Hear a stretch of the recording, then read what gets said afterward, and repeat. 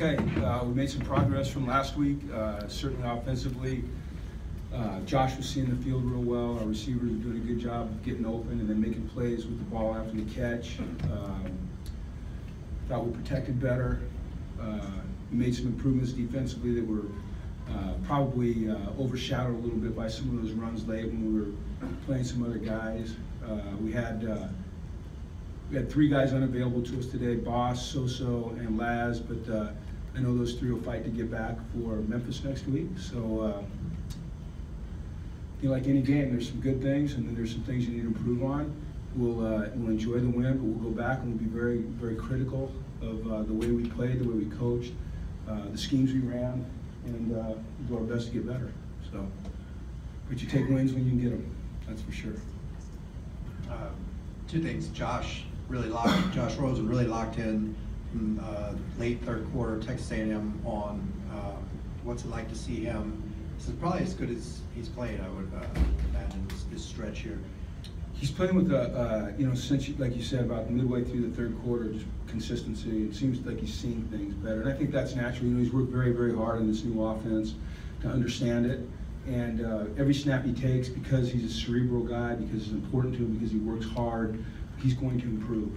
And that's what we're seeing. So the key is to continue to approach it the way he has, with the mindset of every snap matters, every practice rep matters, every clip of film he watches matters, and we see that he's capable of good things when he does that.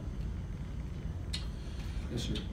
After Josh missed half the season last year because of a shoulder injury, what did you expect from him going into this season, and to what degree did he either meet or exceed your expectations after 2 games?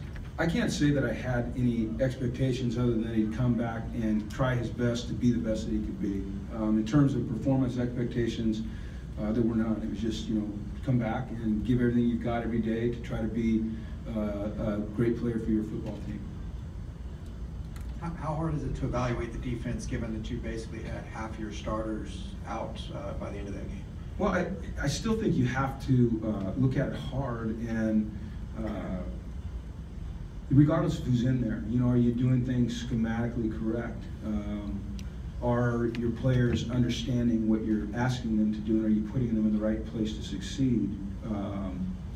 So regardless of who's in there, it gives you a chance to evaluate what you're doing, and then it gives you a chance to evaluate some of those players. Like, it was great today to see guys like Breland Brandt get some time, and guys like Martin Andrews get some time, and get Mossy in there, and get Will Lockett, some time, and Keon Riley some time, and Colin Samuel. Some of those guys that we're going to depend on, and we're going to count on. They're in the depth. They're guys that have to be able to play for us. So I think that every rep is a chance to get better, and it's a chance to evaluate ways to get better.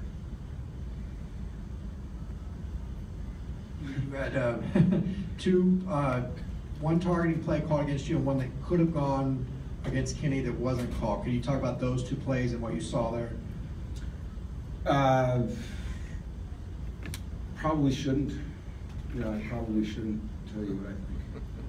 How big of a loss, though, you won't have Josh Woods the first half of the Memphis game? Yeah, I think it's horrid. I think it's an awful rule, quite frankly, that you take a young man who's just playing football hard at full speed, and Josh is anything but a dirty player. He's not a dirty player at all, and he makes a clean hit. Things happen so fast out there. It happens so fast. Receiver catches it, he's coming down, so all of a sudden Josh hits him kind of high. And now you're going to punish this guy by not letting him play for an entire half. I think it's a terrible injustice, and I think it's a horrible rule.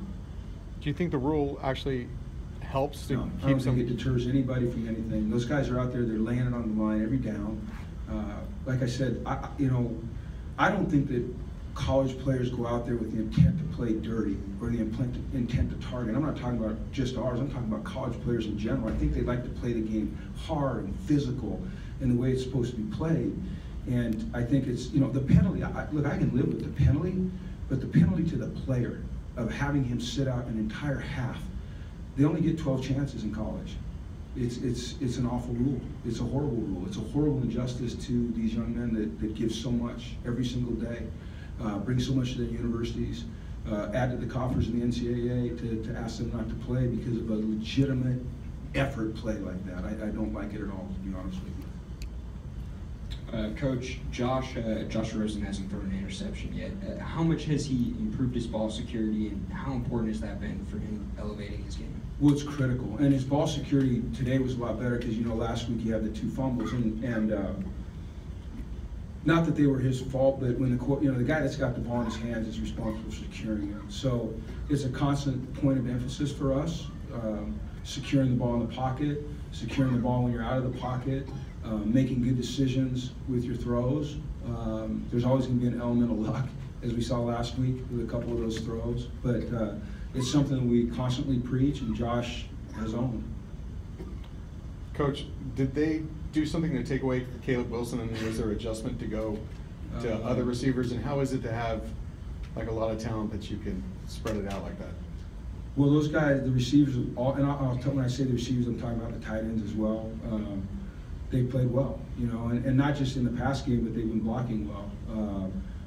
I don't know, I'd have to look at the film to see if they were doing specific to take Caleb away, but every offensive play is designed in such a way that depending upon what the defense shows you, there's a progression that you go through in terms of what receiver you're going to throw to. So obviously, whatever they were playing, the progression was taking Josh to someone away from Caleb, but then when Caleb was the guy, he made the catches.